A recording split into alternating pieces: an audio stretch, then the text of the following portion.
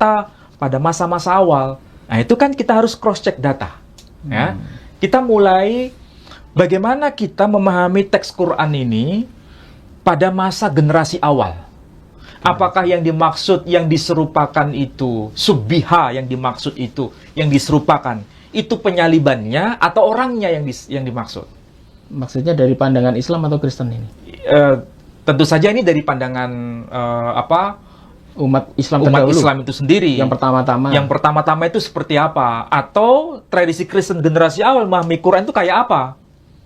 Jangan salah, orang-orang non-Muslim waktu itu memahami Quran itu sama dengan generasi Gereja awal.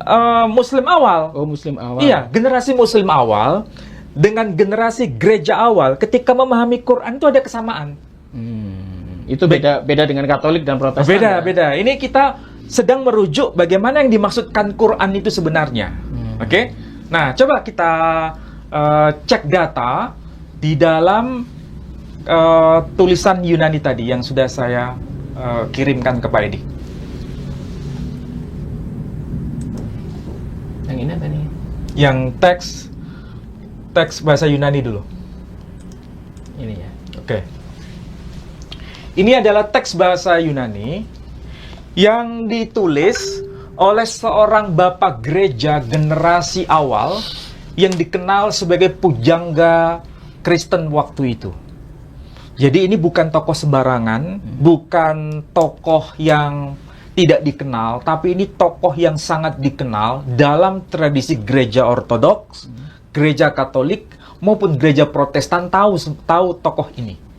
Tokoh yang dimaksud itu adalah Yohanes Damaskene, atau disebutnya Yohanes Damaskus, atau dalam bahasa Arabnya disebut Yohanna ad-Dimaski.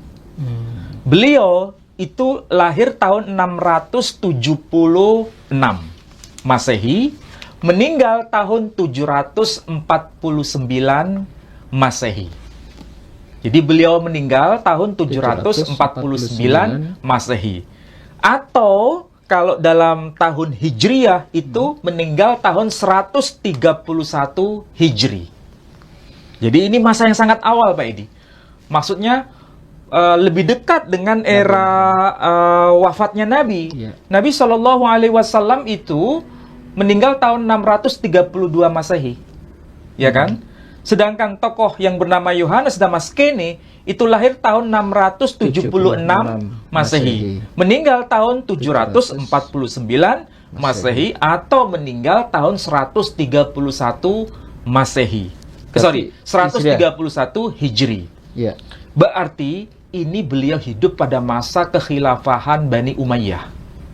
Jadi ini masa yang sangat senior, Pak Edi. Kan masa kenabian, masa Khulafaur Rasyidin, baru masa kekhalifahan Bani Umayyah.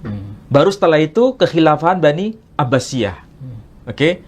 Jadi pada masa kekhalifahan Bani Umayyah lahir tokoh yang bernama Yohanes Damaskene, bahkan ayahnya yang bernama Sarjuk itu adalah salah satu tokoh besar yang menjadi wazir, menjadi pembantu dari pemerintahan kekhilafahan Bani Umayyah.